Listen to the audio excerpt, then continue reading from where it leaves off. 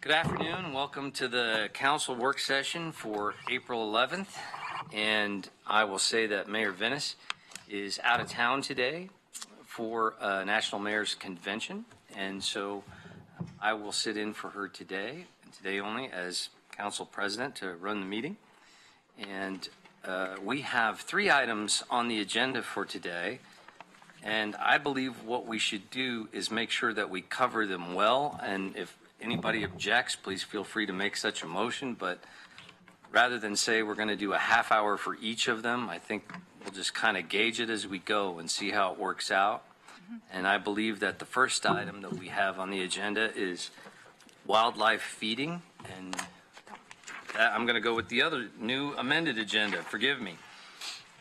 Because of the time constraint and this having been bumped from our Monday night meeting, we're going to take this one first, which is the downtown dog licensing question. So I'm going to turn that over to the acting mayor is going to turn that over to the acting city manager. Exactly.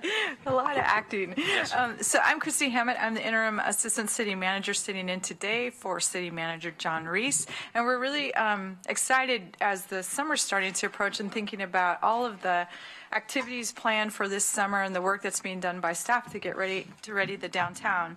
And one of the topics, as Councilor Clark mentioned, that didn't have opportunity to get discussed Monday night has been rescheduled for today because of some timing issues in trying to implement something if council chooses to do so with respect to a dog license ordinance. So I just thought I'd share a couple of other things that are happening with respect to downtown, just to give you a few updates. One of them is that we're working on programming and events for the public spaces in Keesian Park blocks primarily. Thank you. Music and events and some small and large events are being planned. The Eugene Sunday Streets, the huge parade, Fiesta Cultural, and 20 by 21 mural festivals, and then of course Friday on the park block. So a lot of really cool things are being planned with respect to activities and engagement with community. There's also a downtown youth initiative to engage the youth that are spending time in the downtown, and the recreation staff are leading this effort. We're nearing completion of a daytime storage program location area for the belongings of people who are unhoused, working to enhance the restroom programs that we have downtown, and then also continually working with a very successful community court program to continue to address downtown issues that are related downtown. And I guess lastly, I'll just, we're looking at starting a lot of the cleaning work. You might remember we received a lot of positive feedback about some of that, so we're going to be launching some of that activity again. And then looking for options to expand our ambassador program to help enhance people's experience using the downtown. And what we're really looking at is expanding the ambassador services that are in the downtown core. And then lastly, nearing completion of the downtown marketing plan to help with the help of a group of downtown stakeholders. So a lot of things are in motion. We'll continue to keep you up to date, but wanted to just mention a few of those before we shift to the dog license ordinance. And with that, I'll turn it over to Denny Bro. Thank you. Denny Bro, Planning and Development.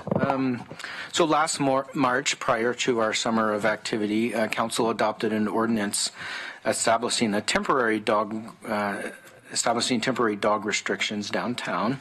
And that ordinance expired in the fall, which actually expired on November 1st of last year. But we indicated that we would be back to talk about whether or not we want to continue to address pedestrian safety as it relates to dogs downtown. So we are here to talk about that. As we've gone through the winter and we're heading into summer, I think there continues to be perceptions of downtown not being the safe, inviting place that we all want it to be. And we continue to hear about dogs downtown and safety concerns around dogs downtown.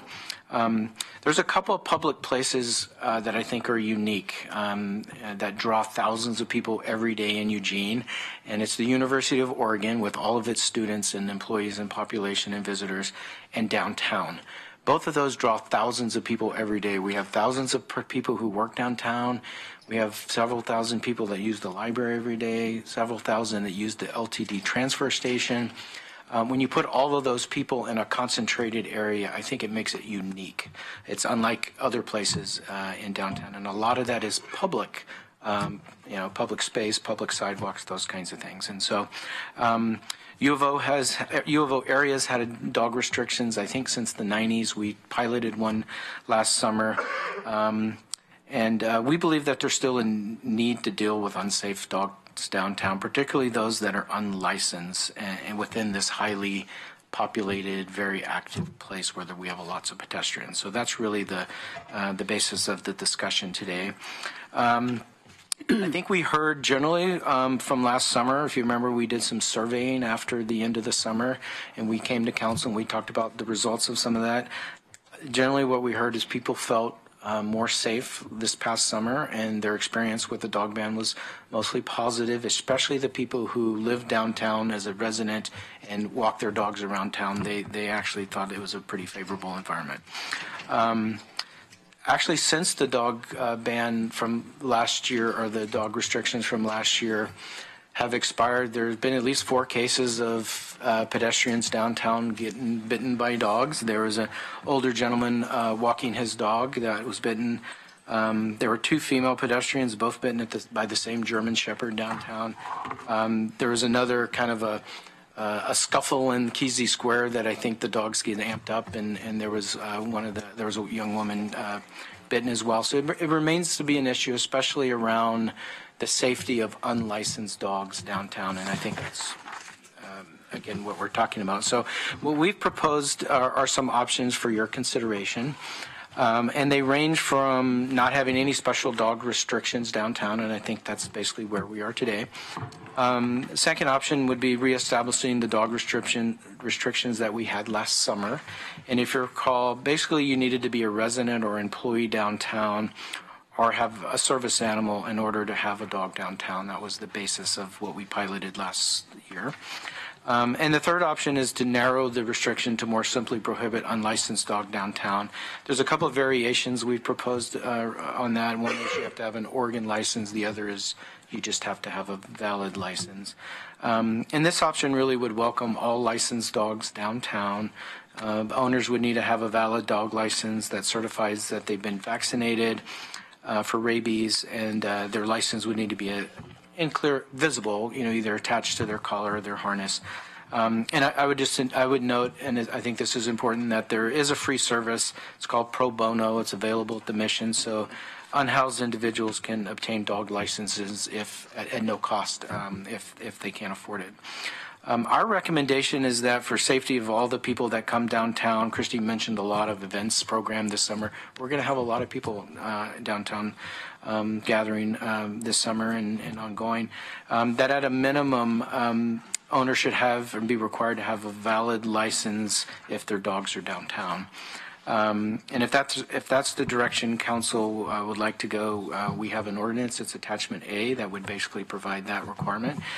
We've also attached the previous ordinance that we adopted last summer, and that's attached in Exhibit B. And if you choose to move forward, at this point, you would just be directing the city manager to schedule a public hearing, so there's still opportunities to hear from folks out in the community.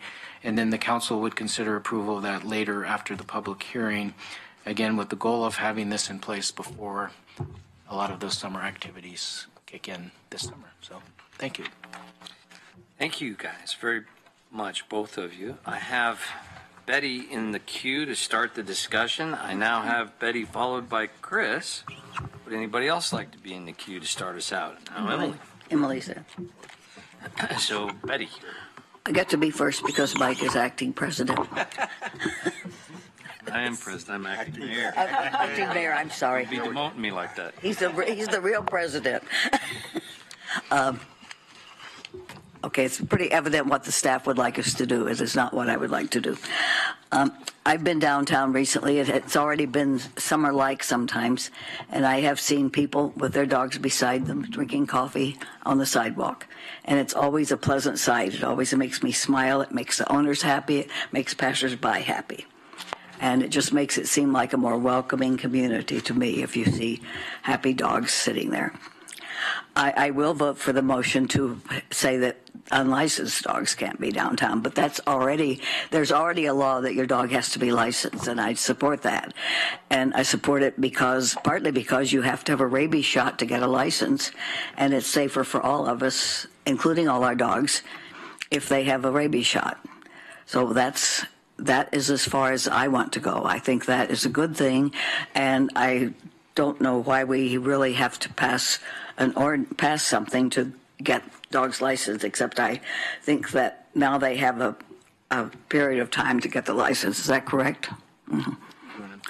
Yes, that's correct. So under current code, there's like a 5-day grace period on getting a license. And so what the draft ordinance would do is just eliminate that 5 days. And so any dog to be in the downtown core has to have that license so that they get that. That sounds all right, because it's already the law, and it's a good thing. I do wonder what visiting people will do. I know when the dog ban was in effect, I heard from a few people who come to Eugene to stay at the hotel now and then, and said they wouldn't be coming anymore because while they were staying there, obviously they want to walk their dogs around, and they were downtown. But if their license is from another place, I assume that would be acceptable. So one of the options that you could have is to limit it to Oregon, because we know what it takes to get a license. We have looked at what the other dog licensing requirements are, throughout the nation. Every one I looked at has a rabies vaccination component to it. And so the dog license, as I understand it, that are issued here in Eugene actually have a rabies number on it. And so what the draft ordinance says is anybody with a dog license that has a proof of vaccination component to it is welcome to come to the downtown core. So regardless of where that they obtain that license, if it has that proof of rabies component to it, they can be in the downtown core. Okay. I hope that we will do that. I think that's fine for people and dogs. And I think that the arguments that people who live downtown would not like other dogs walking there aren't supportable. I couldn't say that I don't want other people to walk their dogs on my street, for example. It maybe my dog would like it better, but I'm not going to try to ban other dogs from coming there.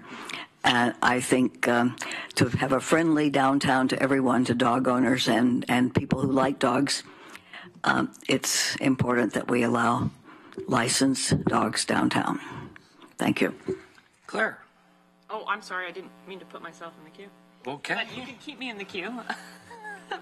But I prefer to go after Drew. Emily. What about Thank Chris? I thought he was before me. He just wanted to skip me. All right. It I mean, I'll should have been go, Chris. Wrestle for it. Oh, I see. And I wrote the wrong initials down. New guy, messed up again. Sorry. Forgive me. Chris. Practicing, Mayor. It's your mulligan. Yeah, thanks. The only one I get, though. That's okay. I don't actually need a lot of time because Betty said a lot of what I would have said. I think that the notion of protecting downtown by requiring rabies vaccinations is good, and a license is the best way to do it. Since we already have a law that says dogs need to be licensed, I think this is consistent with that. So I would like to see us being able to allow folks with valid licenses with vaccinations from other states to be allowed. I don't think that's a problem. So I would reinforce that idea. So I'm supportive of this. I think it's consistent with what we're already doing. Now it's Emily. Thank you. I do have to say that it was a surprise to have this on the agenda last week because we talked that, oh yeah, it's coming up. We could have put it on the schedule before the break. It didn't give people time to even think about it. I didn't see an amended agenda on the website when I looked. So I think that's too bad. I think it's interesting that you mentioned that from the surveys, the residents who could still walk their dogs down there liked it. I couldn't still walk my dog down there, and I didn't like that. Betty pretty much covered my whole list. I will say that in my walks downtown, I'm seeing groups of dogs, and it doesn't, even for me, feel very safe or friendly. So I don't know that they have licenses. I really think it's critical that we have rabies shots in all our dogs in all of the city. It's a health hazard. Rabies treatment is horrible, and it's not fun for the dog either. They could be put to death. I'm fine with making all dogs have a license downtown, especially out of state. I think that people coming to our hotels or staying with friends who have out of state licenses should have the same privilege that I do. I do think this will have an effect on the unstated desired population downtown. And since we have the pro bono, so we will help people get rabies and license, I think that makes it equitable.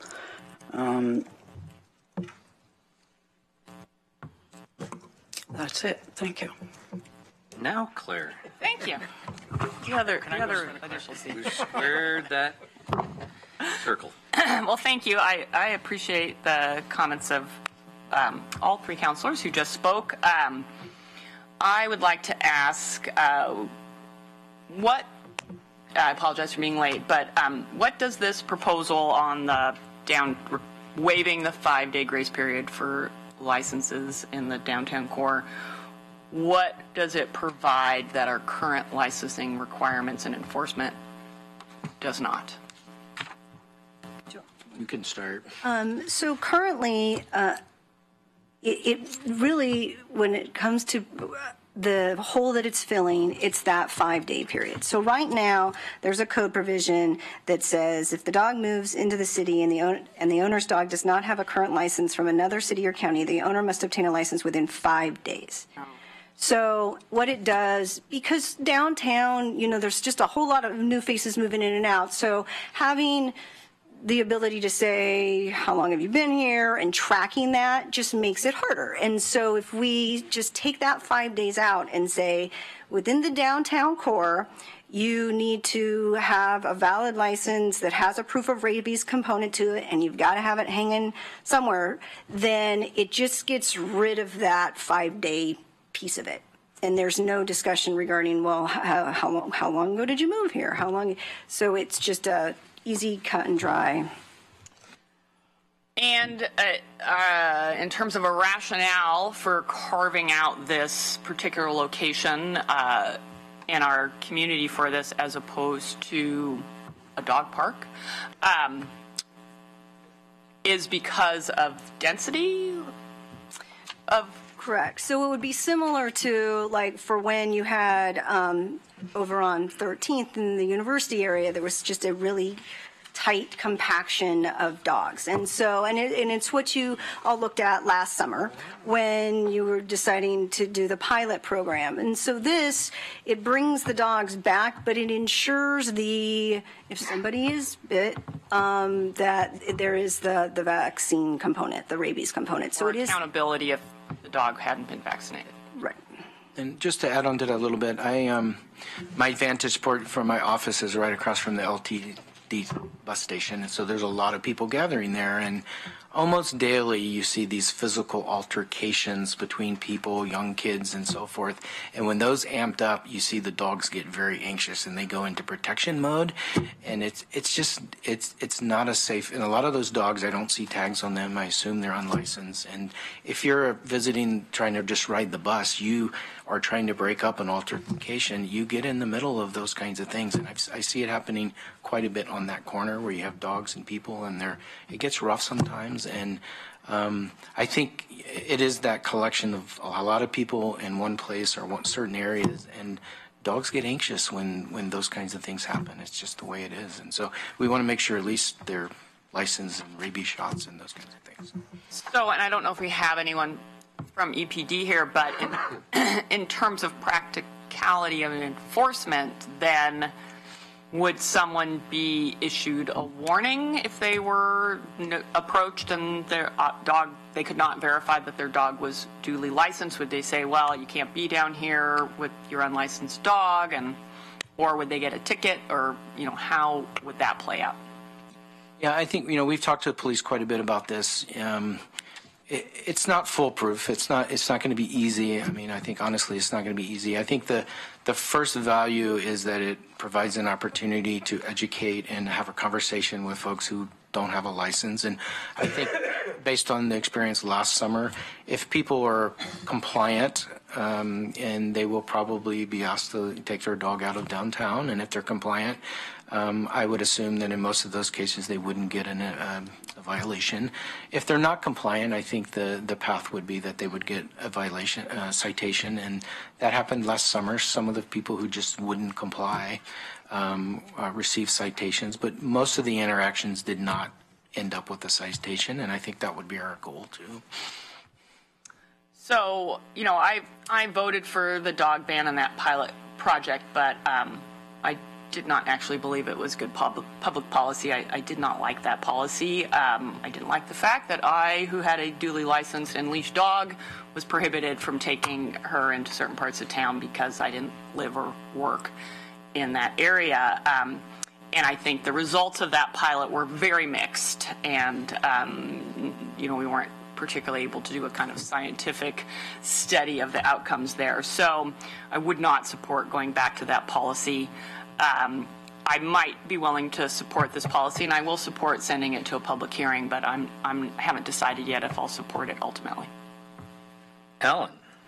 Most of the questions have been asked except for one, which attachment A, the language that we add, and then at the end it says commas are always important, except for publicly owned property and rights of way abutting the dining room location at 270 West 8th Avenue. That's the dining hall there. And then on the map, it talks about publicly owned properties, and then it says all the description of the area, and then at the end it says including sidewalks on both sides of the streets and all public improvements located therein. So it seemed to be a little bit confusing that, and maybe we need to make this clear, that what in the map is not describing where the exception is. Correct. And so what the map is actually the downtown core, and that shaded area that you were reading from is the definition of downtown core from the code. The except for and then the dining room was taken from your pilot program last year on the assumption that there would be a desire to carve out that same area. And when we put up signage and handed out flyers last year describing where the dog ban was, where the prohibition was, it didn't include a map, just the downtown core map, but it was a modified map that carved that dining room out. So what you're seeing right there is the actual downtown core. It wouldn't be, it's not proposed to be an attachment to your ordinance, because you're correct, it is inconsistent. It's that shaded, blue shaded area minus the dining room, and so. Yes. So in this proposed ordinances within the downtown core, that's defined. Yes, and that's the So downtown. this won't be attached, so it won't be confusing. No. It was there for you to understand what area we're talking about. So, yeah. And I actually did a double take too, like, oh, but it doesn't include the except, and realized. Yeah, this was actually not helpful. This was Except for the map. It was The gray separate. box wasn't helpful. Yeah, and so last year we produced a map that was helpful, and carved off the dining room. So Well, I think the map's helpful. I thought the gray box wasn't helpful. I thought Yeah. it confused it. So And that's- it do include a map, which I think is a good idea, and I would delete the box. And this map doesn't show the exception. right, because the map is It's just the core. is the actual downtown So, core. 'Cause Are we going to include a map? We didn't last year. We include, because the reason the downtown core is actually specifically already defined in your code, which is what that gray shaded box is. This was just kind of demonstrative so y'all could see it. When we provided notices and flyers for folks, we did produce a map that was this blue shaded minus the dining room to just be descriptive. We didn't ask you to, it would be we didn't have you last year adopt a map because it's already defined in your code. I think a map would actually be helpful. Okay, we can do that. So I would include it and carve out the exception. All right, thanks. Thanks, Chair. I think a motion's in order at this time. Oh, I get to make it. Yeah. If I could make a recommendation, if we wanted to include a map, if you wanted to add within the downtown core, consistent with the draft ordinance attached as attachment A, and including a map.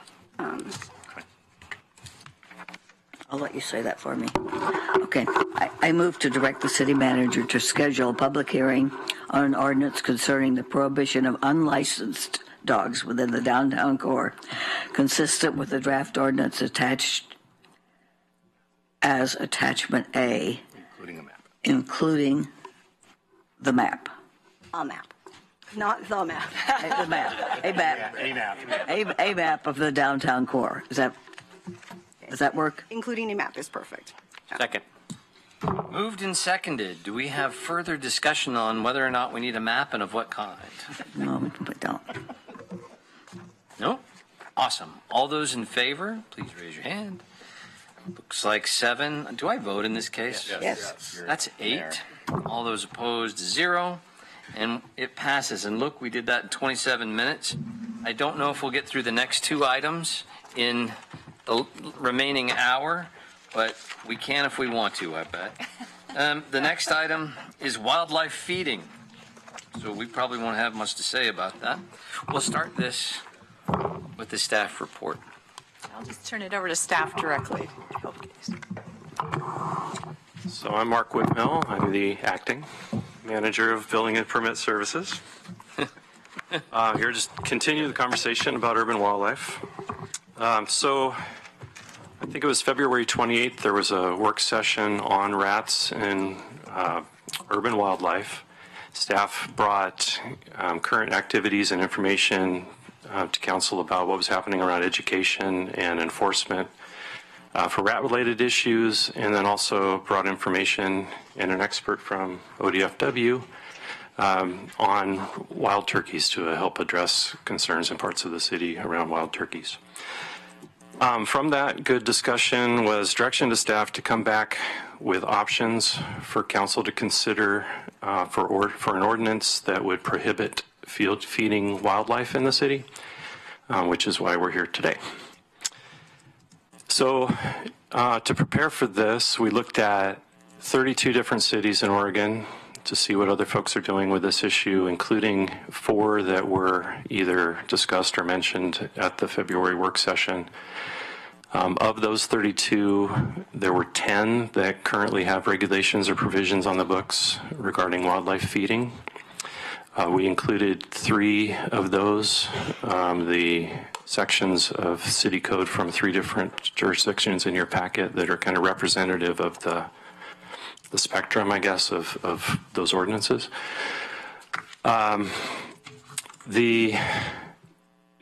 It's pretty consistent when you look at those 10 cities what feeding means. The language is different, of course, but the general meaning that it's the kind of deliberate or intentional placing or allowing to be placed food or other attractants with an intent to feed or attract wildlife is pretty consistent.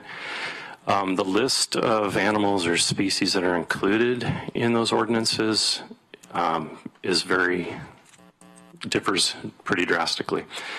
Corvallis was one of the cities in your packet. Corvallis in Lebanon, their code addresses only and specifically wild turkeys. Some other examples, Klamath Falls, it applies to deer, raccoon, skunk, and possum. City of Independence includes wild rats and nutria with raccoon, skunk, and possum. And the lists kind of expand from there. As an example, City of Dallas, you can't feed deer. Also 6 different types of animals included in the definition of carnivorous wild animal.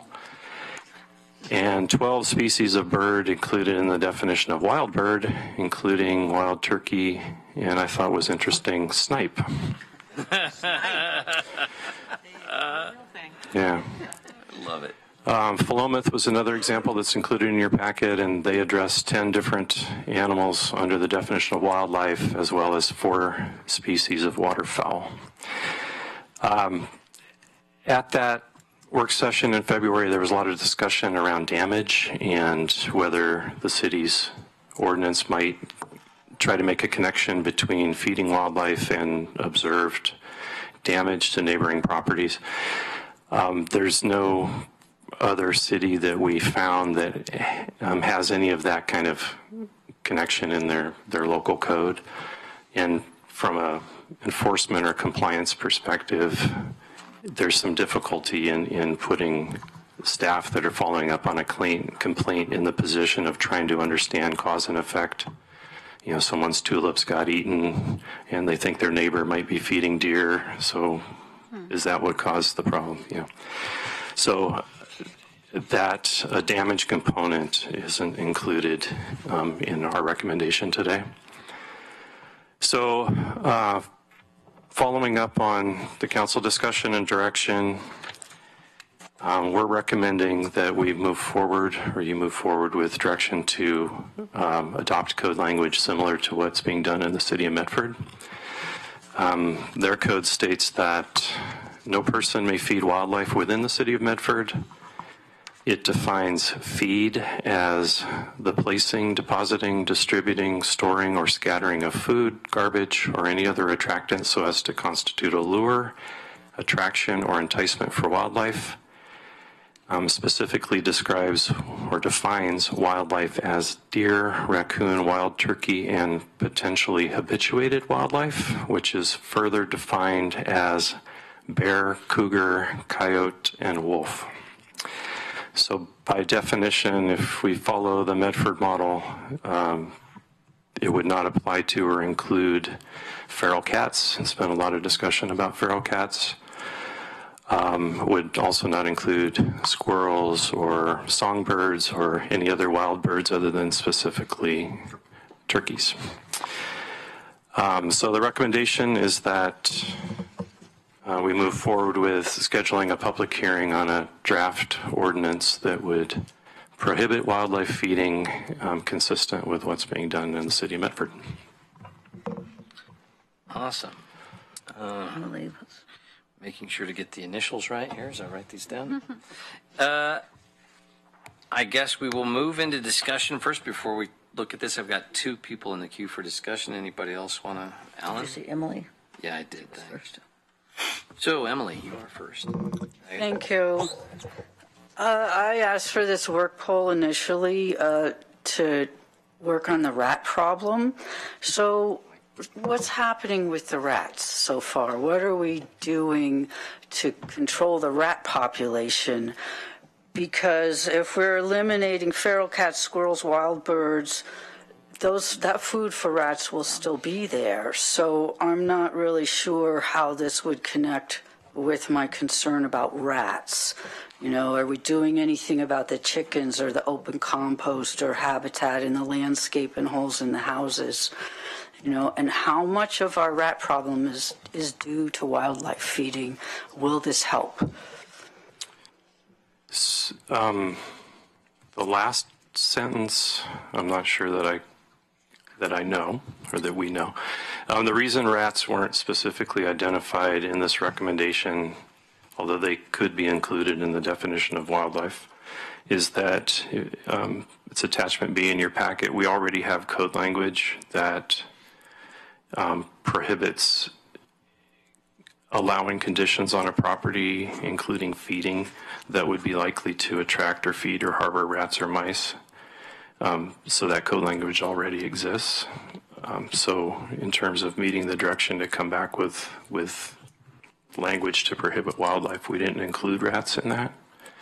So what are we doing about rats? And I would like to see massive education, neighbors working together, a sense of community as a health problem before I even think about deer and cats, which eat rats. So I really want to know, what are we doing about rats? And I do think it's connected to this, even though we have an ordinance that says don't feed them. Hi, I'm Lindsay Seltzer. I'm in Communications and Planning and Development, and I spoke about the rat outreach that we were doing at our previous meeting. So we're continuing with the education. The neighborhood associations are really, really involved. The Friendly Neighborhood is leading the way. They actually have a rodent action team, the rat crew, as I call them, and they really are doing a lot of outreach. Our staff internally are gearing up to actually start doing some advertising buys for rat education and outreach. We got some resources from the Lane County Public Health, like I had said previously, and so we'll be using some of those funds to help do some targeted ad buys to help get the word out.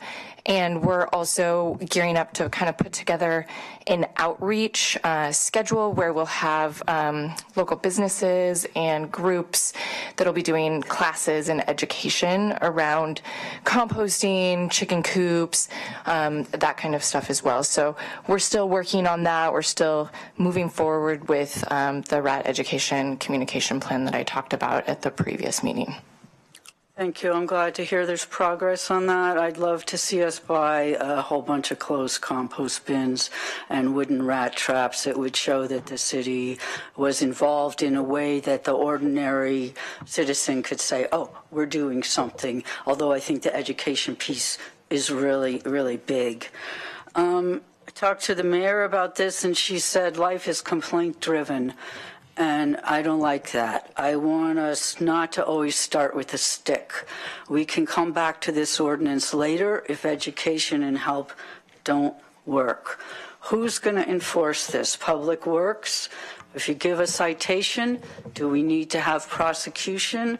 Our attorneys in the court are already overworked. So I really, really want us to start with community and not complaint. So I will not vote for this at this time. Thank you. I do have Claire next, and then Chris. Thank you. Well, thanks for the examples from the other jurisdictions. I would prefer a narrow ordinance that's focused on the original issue that we were asked to consider, which was the expanding population of turkeys that some folks are proactively feeding and causing damage to their neighbor's property because of that, and also helping the population grow larger. So I did actually like the original suggestion from staff for a complaint-driven process that I believe was focused on the turkeys. And it sounds like some of our counselors, including myself, could benefit from understanding how a civil code violation, because I'm assuming that's would be, it would not be a criminal code violation unless maybe perhaps they completely ignored the citation at some point. It might then go to criminal. But if you could speak briefly to how civil code violations are currently handled. Yeah, and we'll have Rochelle Nicholas is the manager of AIC, acting manager of That kind of the compliance team. So I'll let her address that.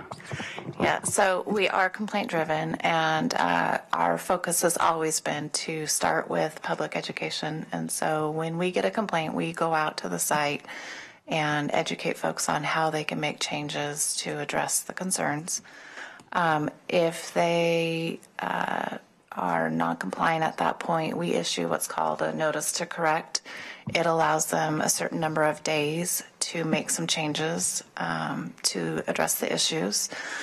And then if they still choose not to make those changes, we can issue a notice of civil penalty. Those civil penalties don't go through the court process. Ultimately, they can be placed as a lien against the property if they're not paid.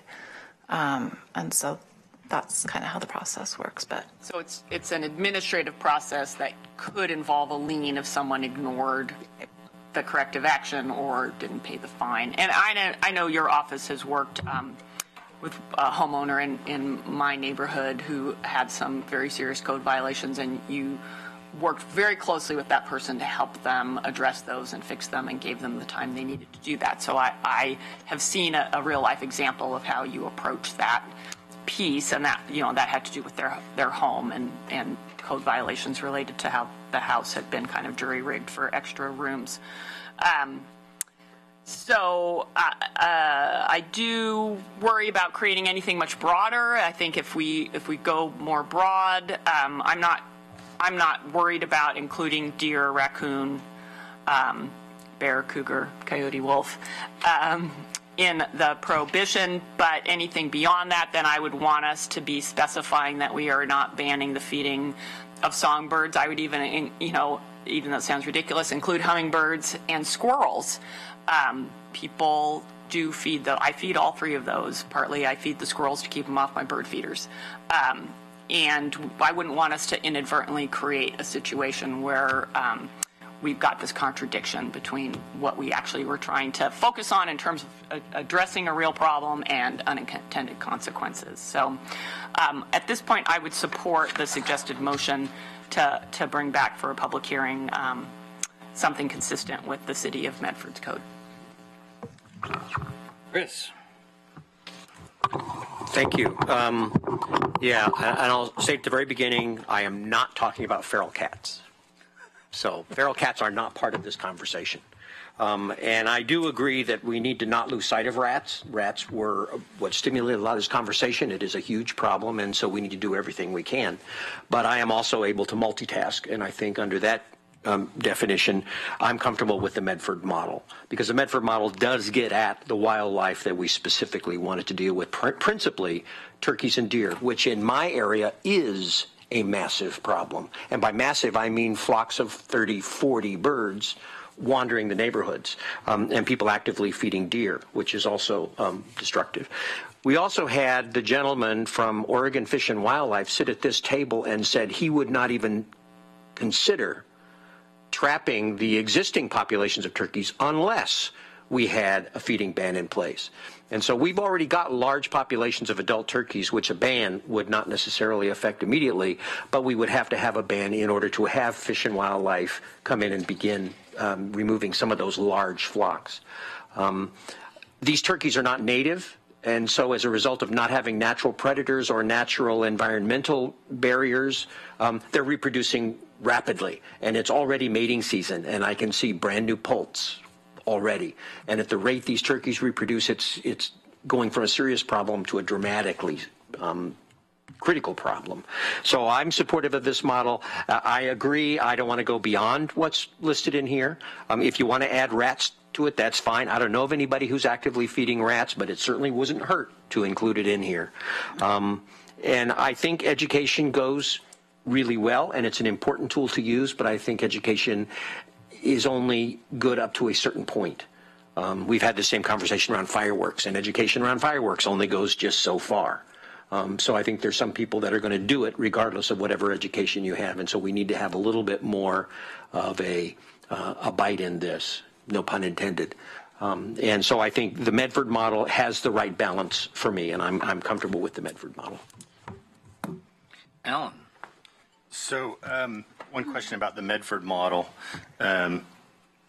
I'm okay with deer, raccoon, and wild turkeys. And then it says potentially habituated wildlife, and then defines that as bear, cougar, coyote, and wolf. Was it your intention to include that? Just that it was, since we're suggesting or recommending that we go forward with something consistent with what they've done, that's what they're doing. That list is actually, of the 10 cities, I don't know that I have the tally in front of me, but that list is pretty consistent with most jurisdictions that have something in place. And I haven't looked at a map to understand exactly where all these cities are. I'm guessing that they have some amount of wildland around them. Yeah. Same reason the city of Portland doesn't have a requirement like this. So I'm assuming that some of it is based on the circumstance of that city, and clearly we don't have wolf packs yet in our area of Lane County, but there are cougar in there, so. There was a cougar up on Hendricks Park that actually was shot because of these cougar turkeys.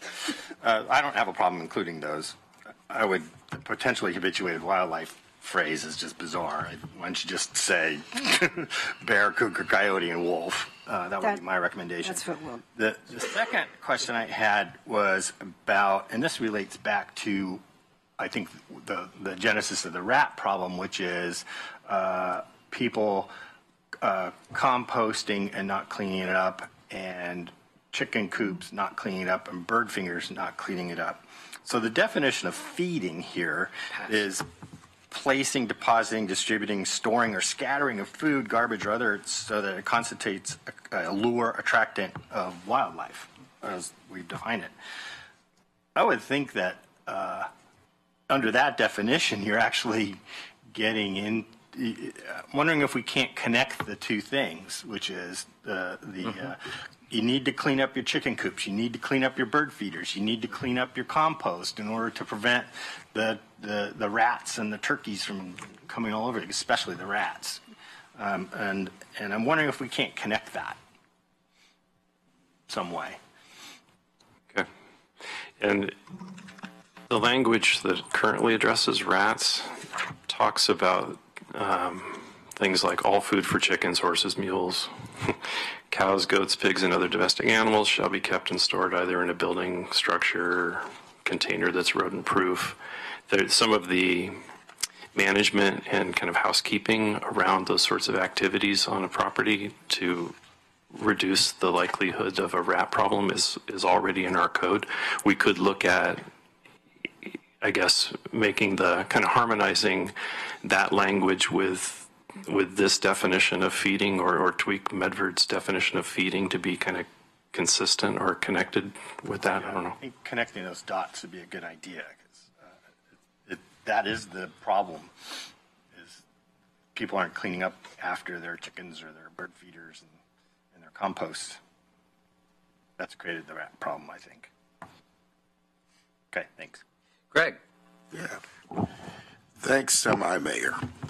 AIC. Mr. President.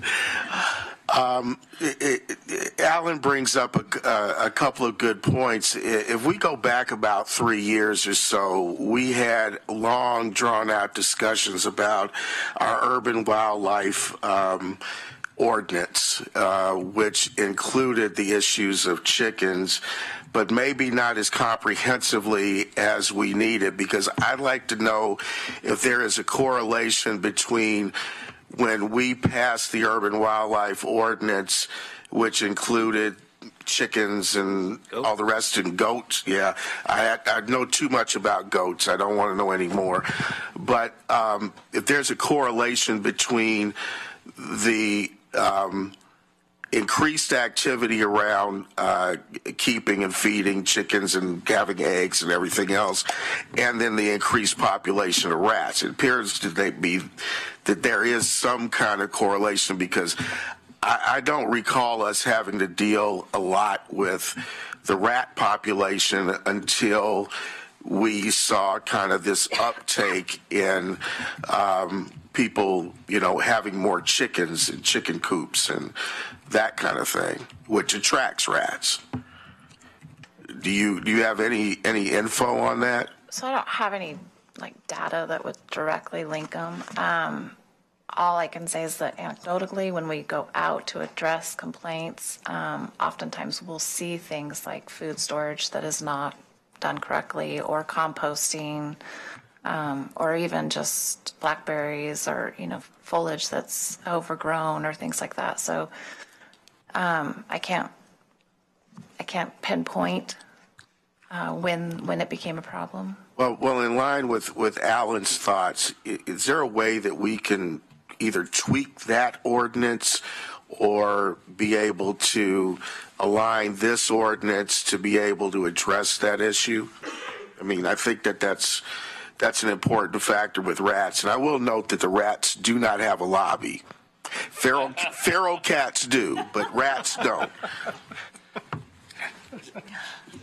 So, I mean, can staff bring back some language around that? We will look at that. I think what you hear staff continually pointing you to the the current rodent control code provisions is to not create parallel, not identical, so slightly different code provisions that then, which one do you actually go to enforce when you go to give someone notice in that? I mean, so that's why you're hearing them say, I think we've already got that. So we'll take a look at what holes there may be under the current. And so what you may actually see come back is an amendment to the current rodent control provision in addition to the wildlife provision, instead of trying to scoop into the wildlife some stuff that's already addressed in there. So we're hearing where you're going with this, and so we'll try to do it while at the same time not creating an enforcement problem with having parallel tracks. Okay, and kind of the last piece of this. Since Oregon Fish and Wildlife brought on the problem of wild turkeys, they brought them here.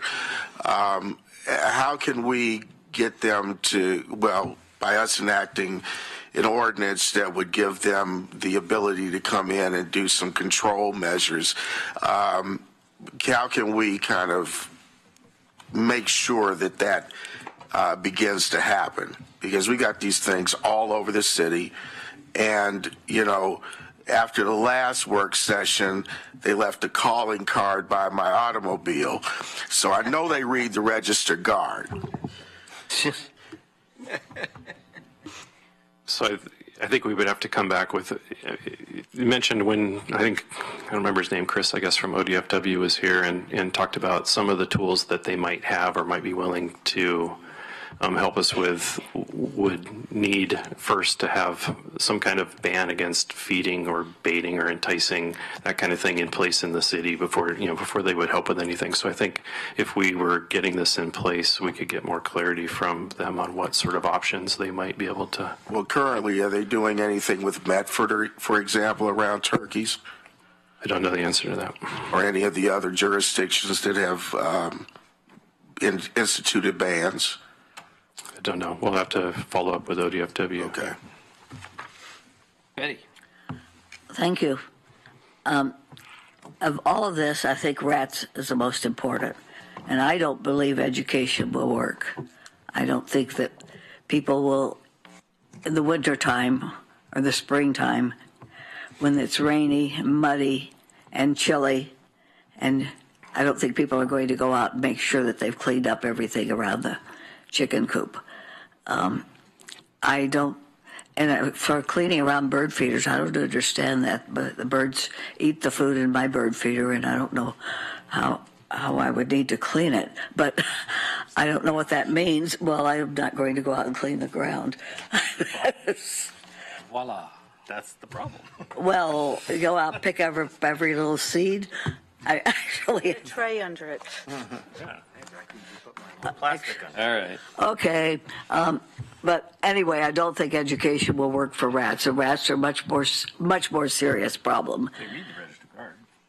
I know. So do turkeys. The day that somebody wrote a letter saying that all the turkeys should come to my yard. I don't know if you all saw that or not. I suggested they all go to Councilor Betty Taylor's front yard. I opened the blinds that morning, and there were 20 turkeys in my yard. They read the guard. And 20 more across the street. And I get more complaints about them than about rats. I think in my particular neighborhood, I think the turkeys are a bigger problem, but I do think rats are a much more serious problem, a health problem. And as Greg said, they don't have a lobby, so we could do anything we want to with them, I guess. There is a rat lobby. All right. Oh, okay. But I think that we could, there are ways to kill rats. The people who own the bird feed store know about traps that don't use poison. We don't want poison, but I think that the city should take the responsibility of getting rid of the rats, actually, for as a public health measure. And I would like to have something come back about that. I don't think education's going to do it. And I want to say again, we're not talking about banning feeding wild birds. That rumor got started, and rumors are really hard to kill. And another rumor that I've heard a lot is that we're going to shoot turkeys. And I would like to say we are not going to shoot turkeys. I don't know. I do know that people have complained about their neighbors feeding them because they are they are a nuisance. They're not a health problem in the sense, I don't think, in the sense that rats are, but they do destroy vegetation. They've damaged roofs because they fly up on the roof and peck at it, and their feces is a problem for people. And I don't know, I haven't decided whether I'm going to support a motion, but I'll read it. I will insert myself into the conversation here and say there are two things that are important to me when we get back, if this, as I sense it may, passes and comes back to us for a public hearing.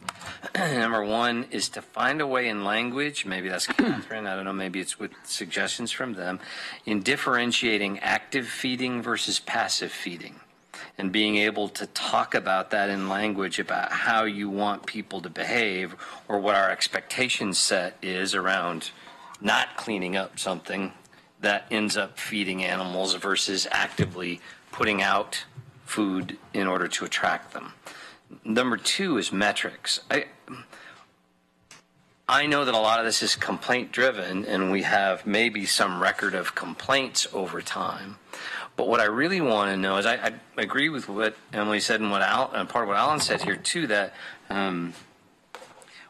we're going to need to do something about the rat problem, that we can actually decide whether or not we still have a problem and whether it's been fixed or not.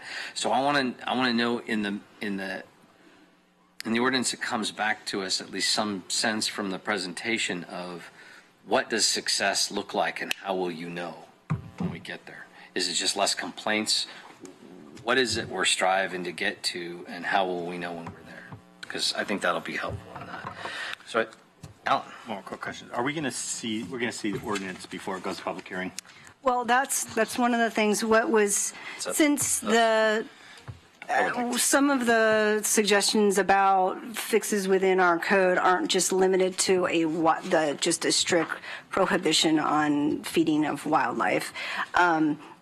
Your motion is written to schedule a public hearing on an ordinance that looks like Medford's.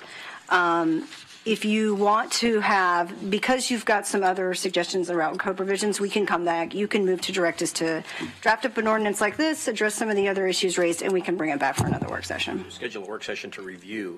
A draft. We can do that. Is that a motion? I move to schedule a work session to review the proposed ordinance as discussed today. Second. Okay. Do we want to have some further discussion on what was just proposed? Seeing none. All those in favor, please signify. All those opposed? 7-1 today. That passes. Thank you very much. And look at that. 1 minute to go before the half-hour mark. We're right on schedule. We may get all three of these done today. What do you know? So our next item on the agenda is our naming policy. Do you want to? Do we think we can get this done in half an hour? Are we going to vote on this? Would you like to make that motion, Betty? I don't know. Do we need to make this do we need to make this motion about the wildlife? No, I'm going to be. I believe that Even though I thought we were going to discuss it after okay, we'll skip it. Thank you. Okay. I think what we just passed covers that with the next council discussion. Did you want to make another motion? No. And you'll very likely, it's very possible you might have a couple option draft ordinances presented to you because not everything discussed around the table today was 100% consistent with itself. So you might see one or two options. We might be able to marry it all together, but what you'll have is another opportunity to have a discussion about it before the hearing is scheduled. Session on wild stuff. Yeah, before we do. I will turn this over to staff and see if we can do the naming policy questions in the half hour remaining. Go ahead. Okay, I'll turn it over to Carolyn Burke, and we have a really, really brief overview, and then we'll turn it over. Awesome. We may get this done. So good afternoon. I'm Carolyn Burke with the Parks and Open Space Division. I'm Janettas Vanderhagen with Human Rights and Neighborhood Involvement. So we're just going to give some brief introductory remarks. We're here today to discuss whether the council would like to make exceptions to our adopted naming policy, which would allow consideration of two proposals advanced by Councilor Evans. One is renaming Westmoreland Community Center to honor Dr. Edwin Coleman. And the second is to name a currently undeveloped park site in the Bethel neighborhood in honor of Andrea Ortiz. So renaming of the Westmoreland Community Center requires an exception because the naming policy states that renaming an existing facility will only occur when a facility has a generic name, in other words, is not named after an individual. We have done research to determine the origin of the name Westmoreland in this case, and it's been inconclusive whether or not it is named after a person, so we believe it's a good idea to go ahead and with this exception. In the case of naming a park for former councilor Ortiz, there is a separate criteria when we look at naming parkland, and that criteria requires that an individual be deceased for a period of 2 years before you consider that proposal, and that is not the case with Councilor Ortiz. So again, an exception would be needed there to consider that. So if you decide to grant these exceptions to the naming policy by adopting the 2 resolutions that are in your packet today, a public comment period will commence and a public hearing will be scheduled. Following that, then we'll have another meeting where you can consider the testimony and deliberate and take action. So with that, I'd like to turn it over to Councilor Evans. Get away from me. Well, thank you, Carolyn. I think it's pretty clear in terms of, I want to point out a couple of things here. When I started delving into this in terms of the renaming of Westmoreland Center and Royal Elizabeth Park, I looked at the policy, and if you look in our AIS on page 16, and then you flip over to page 27 in terms of the policy guidelines. I have a question for staff, and then I'll go into the rest. Why is it that new and existing facilities have a 1 year from the death of the deceased versus parks and open spaces being 2 years from the death of the deceased? I think that naming policies should be aligned and not have this kind of bifurcation in terms of facilities unless there is a legitimate reason why we say 1 year for buildings and 2 years for parks and open spaces. I honestly don't know the specific reason for that. These were adopted in 2010 as part of the same package, so that was inconsistent at the time of adoption, but I honestly don't know the cause. Yeah, and I can speak to that a little bit. There were some existing naming policies that were specific to specific departments. In 2010, when the city council decided it wanted to adopt something that addressed everything citywide, and because I went back and took a look at some of the minutes to get an understanding of how this kind of Frankenstein document came to be, and it looks like the decision was, well, we don't want to just upend some of the existing naming policies that departments have had for a number of years. So what you ended up having was kind of an overlay that applies generally, and then some of the specific that applies. So that's why you have the inconsistency. I can tell you that whenever we have these discussions, I always have to reread this thing and go back and forth to figure out. So yes, it is not that user friendly when it comes to those purposes. And before I get into the latter part of my comments, I will suggest at some point I will put forth a work session so that we can have alignment with policies and clean this up, because technically, without the exception of the other part of the rule here with the fact that Westmoreland is named after someone who we don't know who that was or if that was a human being or not. It brings about a lot of confusion and consternation around, what is the city's intent around these kinds of issues. And I'll go back to, the renaming of Centennial Boulevard to MLK and how much consternation and angst that caused this community, and quite frankly some embarrassment because we were on a Discovery Channel documentary.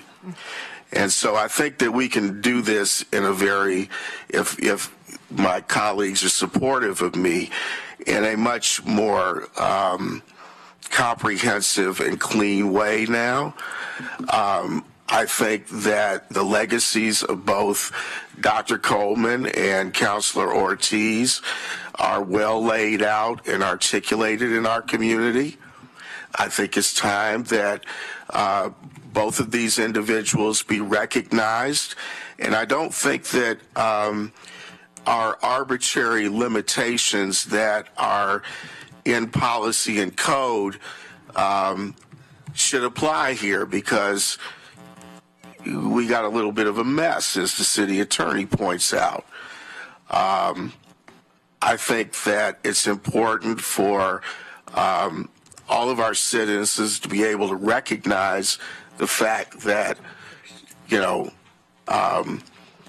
the first Latina city councilor and one of the major contributors not only to the Latina community but to the Eugene community be recognized in this manner, and that someone of the stature of Ed Coleman have that same recognition, given the fact that his 40 plus years or 50 plus years of contributing to this community has made a major difference and changes on the dynamics of this community. So I'm asking my colleagues to support me in making this exception to our policy, and that at some point in the near future we examine and explore cleaning up our naming policies so that there is no confusion, there is no consternation in the future.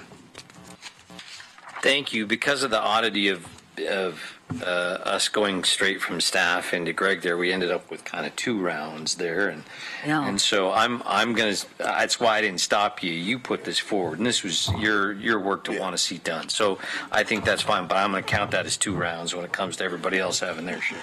Okay. Next is Betty. Thank you. First, I want to say I think that the agenda is out of order, because before we start moving to name something, we should move whether we're going to waive the naming policy or not. The agenda, as it's written, seems to assume that we have waived it. That's right. I am opposed to waiving the naming policy, and I don't see that there's an emergency here that would cause us to name it. I think it was very good when we finally got a policy. Maybe it needs to be looked at again, but I don't think waiving it's the right thing to do. Beth Forrest was the main person who prepared it, and I remember thinking this is really good that now we have a policy so we won't be doing things on the spur of the moment for emotional reasons or because of whoever suggested it first. And it gives us time to think about things and to give everyone a chance to speak. And that is not at all saying anything about whom we should name something for, but I think that we should stick to the policy until we change it, unless. So I am, and I don't want to make a motion to name something until we make a motion, decide whether we want to waive the policy, which I do think is a mistake, and it isn't that much time. I don't know why it would make a difference to the supporters of the naming if it takes a little more time. And I think it would look better, it would be more fair to everyone. And can I just, for a quick clarification, the two resolutions that you have aren't naming anything. It would be providing for an exception. No. Okay, and initiating, just so we're We clear. need to decide whether we're waiving the policy before we. Right, and that's what the resolution does. Chris. Thank you. This is like deja vu all over again. I remember going through this same process when I was on the school board, and we were trying to name two elementary schools that ultimately wound up being Bertha Holt and Cesar Chavez. And the surprising amount of pushback we got as a school board against naming them after people. We wanted Chinook or some other, flower name. And at the time, there was a lot of debate about whether you should be naming schools after people who maybe did or didn't match what people thought they should be named after. And it was an interesting conversation. And ultimately, we wound up, I think, doing the right thing and naming them and honoring people who deserved to be honored. And I think that's the situation we're in now. Do these people deserve to be honored? And if so, we have the total privilege as a council to waive our policy. It's not in the city charter, so therefore it is something that we can waive if we feel it is important and significant enough to do. So I agree with Greg that we do need to have a more robust conversation about whether our naming policy still works as effectively as it should. But in this specific instance, we're talking about a specific waiver in this specific instance to grant these two people naming sooner rather than later right now. So I'll just deal with that specific aspect to it. We have waived it before. We waived it with Suzanne Farley. We waived it 2 years ago in order to be able to name a park after her. So it's not like this is some magical new thing that has suddenly come up. We've already waived it. We waived it within the last 2 years to be able to do something that was significant, getting an enormous amount of acreage for an extremely low price, which is a huge benefit to the city. In this instance, I knew Andrea. Andrea and I were elected at exactly the same time. We served together. And I think she is every bit deserving of this honor because of her service as a city councilor to not only her area, but also to the city as a whole. Dr. Coleman, I had the opportunity to interact with many times, and only a few of them were related to the University of Oregon. Many of those instances where I worked with Ed Coleman were at the benefit of the city of Eugene. And so I think it's entirely appropriate for the city of Eugene to recognize Dr. Coleman's contributions. And so with that in mind, and in this specific instance, I am absolutely fine with waiving the policy for these two names and then having a discussion later on about perhaps adapting it. But I'm entirely comfortable because I think these two people are deserving. I think those two places are appropriate, and I don't have any problem with being able to provide, once again, an exception to the policy for a good reason. Jennifer. Thank you. I'm not sure I would call it an emergency, but I do think it's very important. I think names matter. When we were talking about Kesey Square, I had a conversation with my daughter, and she asked me, are there any parks named after Asian people like me? And I said, well, I can't think of one, but maybe somewhere. And she said, well, does that mean that no one who's Asian has done anything important here? And that really hurt myself. I felt awful that she would think that was true. But after the conversation we had, kids look around them, and things like park names, they matter to them because they think those are the role models in my community. Those are the people who did something that was important enough to put on a sign for someone to take the time to name after them.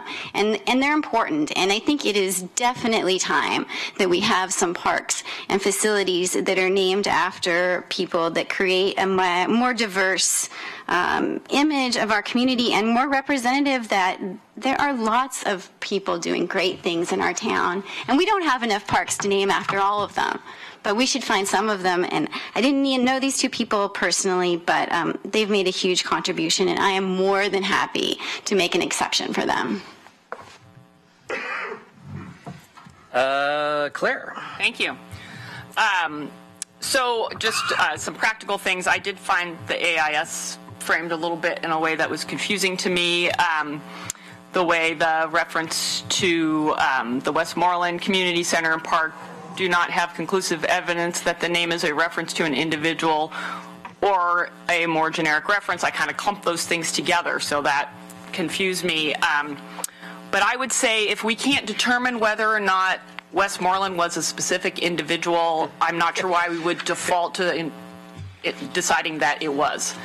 It seems to me just the opposite. If we can't actually look through our history and identify that person, then I don't know how we can assume that they were someone significant that the park was deliberately named for in order to honor that person who we can't even find who they might have been.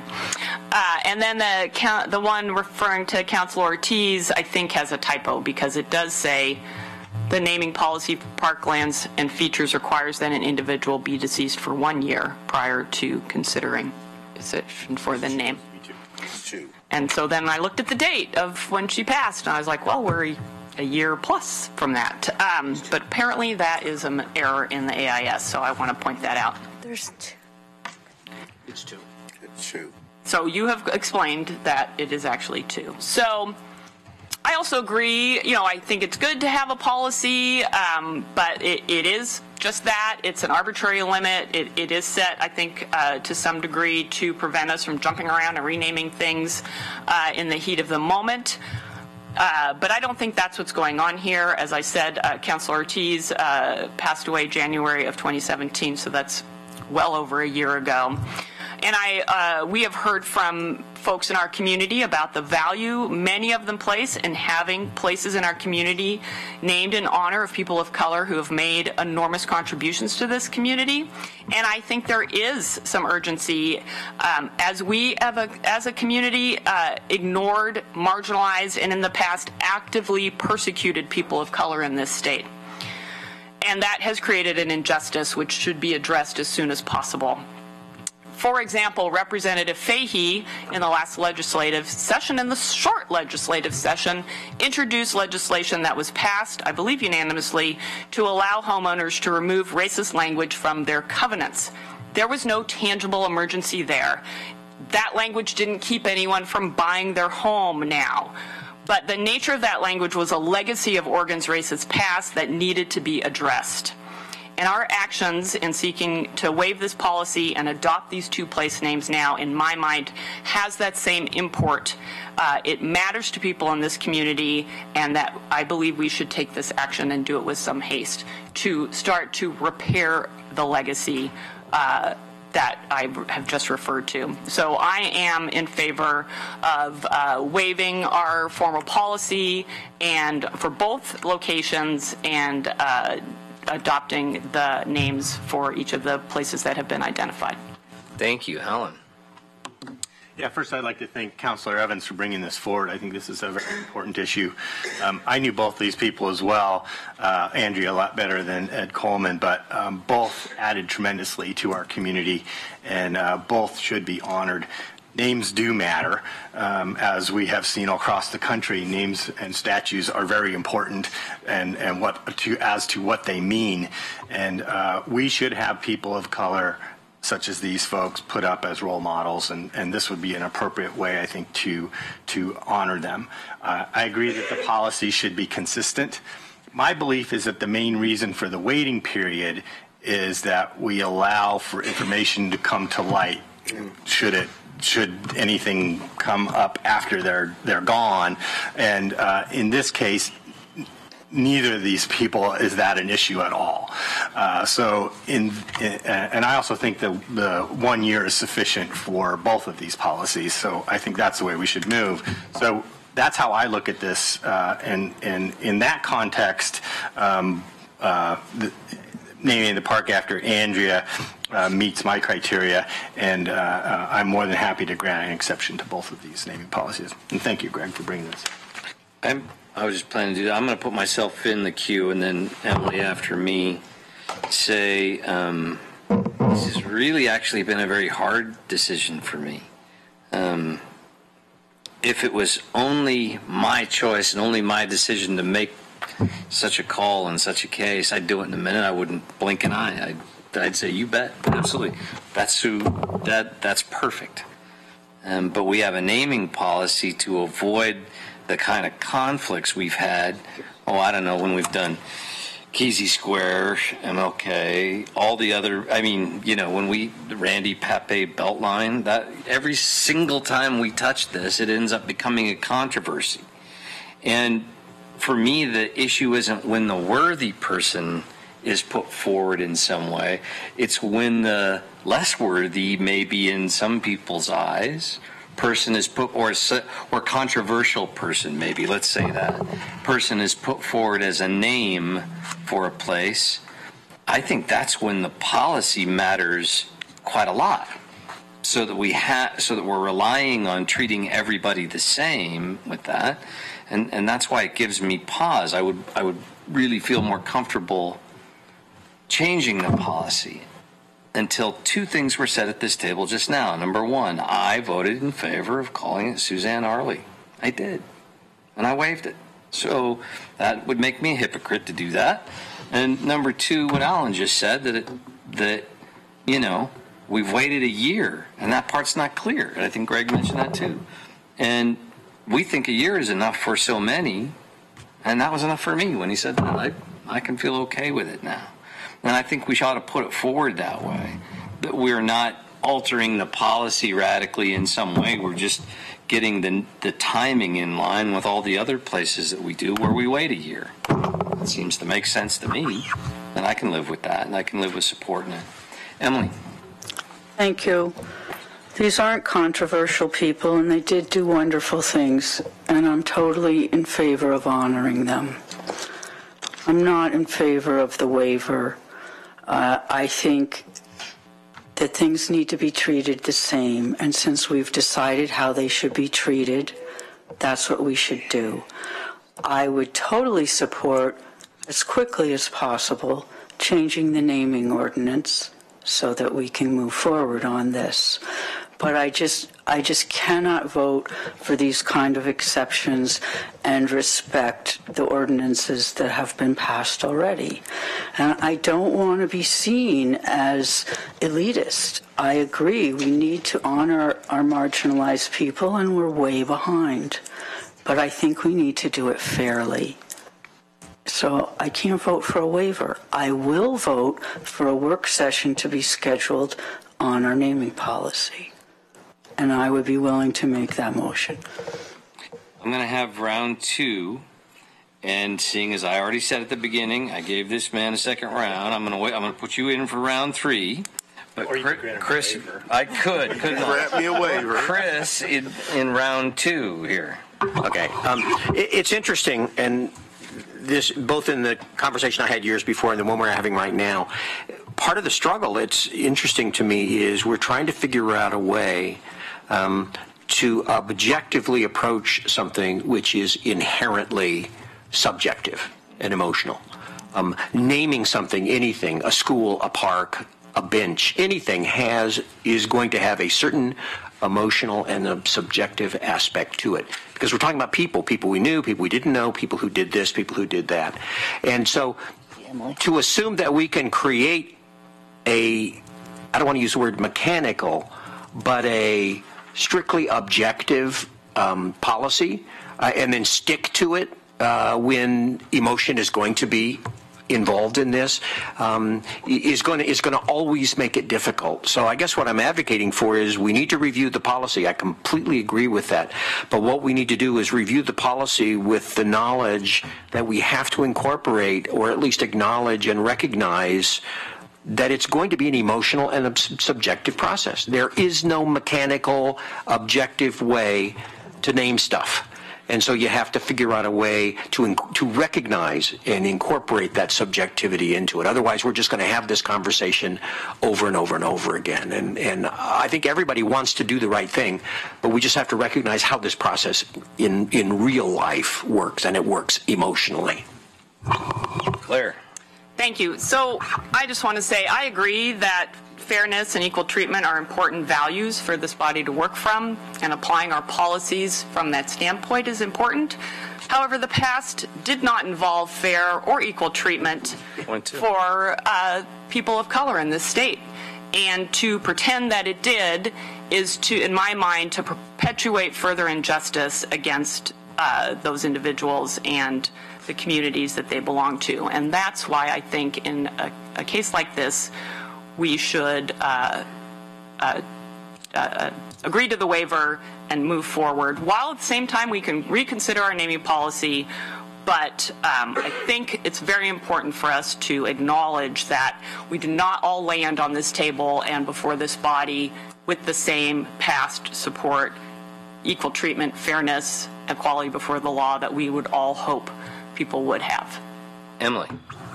Thank you. Going back to the naming policy we just worked on about Kesey Square, there was controversy about that. I don't really expect controversy about these names, but, you know, have we heard from everybody? Will we have an ad hoc committee to address these names?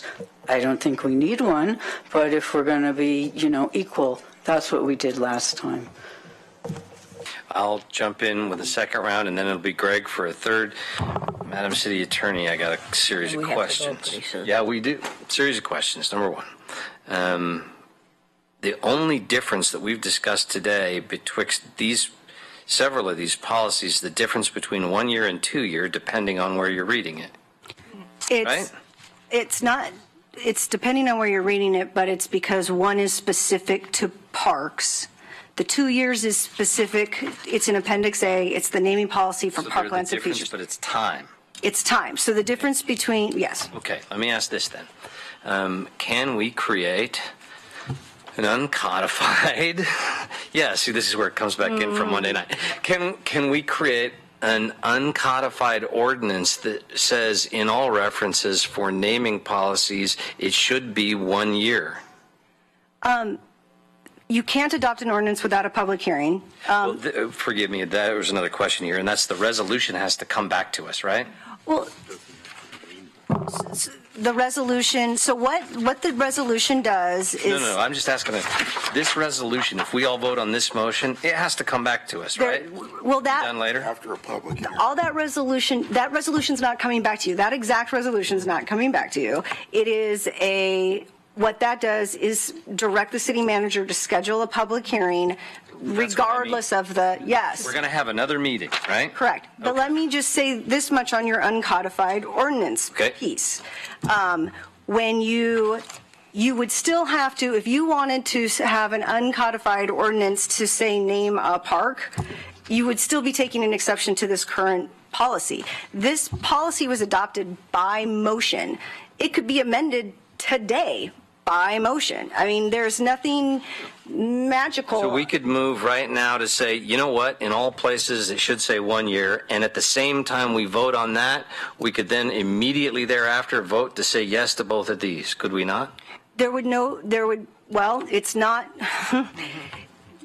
You wouldn't need, if you said move to amend the city's naming policy to make the reference on page 2 1 year, and that passed, then the exception needed for Councilor Ortiz is no longer necessary. That's what I'm saying. Then you would just move to direct the city manager to schedule a public hearing. You don't have to pass the resolution, but let me finish. There's a difference. Well, we don't have a lot of time. There's a difference, but it's not the same thing for both of them. That's why, because now you've got to get to Dr. Coleman, who isn't impacted by the 1 year, 2 year issue. That is impacted by another place in your naming policy that says that the council will not rename facilities or existing spaces which have been previously dedicated. You could fix that with a motion today by saying which clearly have been previously dedicated. Now, if you passed both of those, you've amended your policy for everybody. You don't need the resolution. If I weren't sitting in this chair, I would have just made that motion. Can we extend? Can we have a motion? Move to extend 10 minutes. Second. All those in favor? Okay. We're doing that. I'm against. All right. Because I have an appointment. Hold on. Like I just said, if it weren't for the fact that I'm sitting in this chair, I would have just made that motion. But it's Greg's turn in the queue. You know, Alan. Thanks, Mike. I will point out something that I think is important why we need to review this policy in total. I'll go back to page 16 of the AIS again, and I'll make the contention that this policy is elitist. And the reason why is if you look at that first paragraph and you say a city resident who has distinguished himself, herself in public service as an elected or appointed official or volunteer with strong identifiable ties to the city organization, individual nominated for dedication of a specific facility by a donor who gives at least 50% of the total cost of the facility. The next line, at least 50% of the total cost of major renovations. And if I'm correct about this, what I recall is that we have made exceptions to this policy because people with money have said, we want to fast track this. Yep. So because Councilor Ortiz's family may or may not have the financial resources to upgrade Royal Elizabeth Park, and the same being with Dr. Coleman's family, do we have an even playing field for everybody else? It's like Jackie Robinson said, if I have spikes and you have tennis shoes, that's not an even playing field.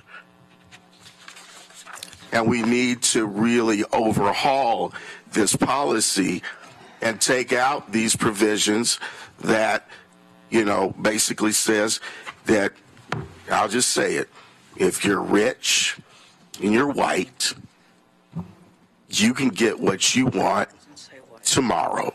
It doesn't say white, but I'm saying it anyway. Dumb. Privilege. Because you should see the emails that I've gotten from some people around here. Yeah. Alan. I'm waiting for final language here. I'll make just a second, please. Bear with me. I'll take 2 moments to say I agree with what you said. That's reason enough for me to vote yes right now. I also agree with that. White privilege is embedded in a lot of things that are in existence for a long time. So I move to amend page 3 of the naming policy to provide spaces which clearly have been previously dedicated in honor of an individual, and to amend page 2 of the appendix A of the naming policy to change 2 years to 1 year for honoring a deceased person. Second. Do we want to have discussion on that? I have one thing to say. Emily. I just want to point out that there's 4 criteria, and one of them is about money, and the other 3 are not. So I'm fine with going back and revisiting this, and rewriting it if that's what we want to do. But I just feel that there's other ways to get named for besides money. And if you want to take money out of there, that's something for later. But you can get named for. I think it could be done with a motion right now, but Betty? I think we're doing it too fast, but I will vote for this motion, and I may want to change it later. And I want to say I voted against the Suzanne Arley. That was a matter of money. I have a quick question. Jennifer? So what happens if evidence that it clearly was named after someone comes forward? So the research has been done, and it actually, everything that folks have looked at and sent to us, it's tipping more towards it was a generic name, partly because you have a neighborhood there, and at this point, we're telling you, what you can rely on is it wasn't clearly named. Right, yeah, there's a Westmoreland in Portland, right, that's named after a judge, right? There's Westmorelands, one of the things we found is there's Westmorelands all over the United States, and a lot of them are just like a name they liked. Okay. I just wondered, would we be then right back having to redo all this if that happened? Would it be easier to just do the exception? No. Well, I mean, Then. by changing it as the policy, it applies forever here forward that when we come to you and say, you don't need to take an exception because we can't clearly ascertain that it was named for somebody, you can say, well, it's not clear enough, we still want to, it falls outside the policy. You'd still have that ability to do that. Point of order, Attorney, we will, in doing this is part of our work today as you understand the discussion. I believe we may need other motions to move forward on the other pieces. You will. And so if those... So let's dispose of this one quickly unless there's more discussion. All those in favor of the motion that Alan made to make those adjustments in the ordinance, please show by raising hands. All those against? 8-0 in favor. We could use another motion about how to move forward next. So the next thing you'll want to do is move to direct the city manager to initiate the process for renaming, including the scheduling of a public hearing for both Dr. Coleman and Andrew Ortiz. Greg, would you like to make that motion? So moved. I move to adopt a resolution initiating the possible. not that one. Not that one. The other. What she said. Okay, yeah. So moved. I'll second. Is there further discussion? All those in favor of Greg's motion to change these names, please signify by raising your hand. It's actually to do a public hearing. Start the process. We got one. All those opposed? Passes unanimously. With that, I believe we are. We have 3 minutes. We can't. We are done with the business today. Thank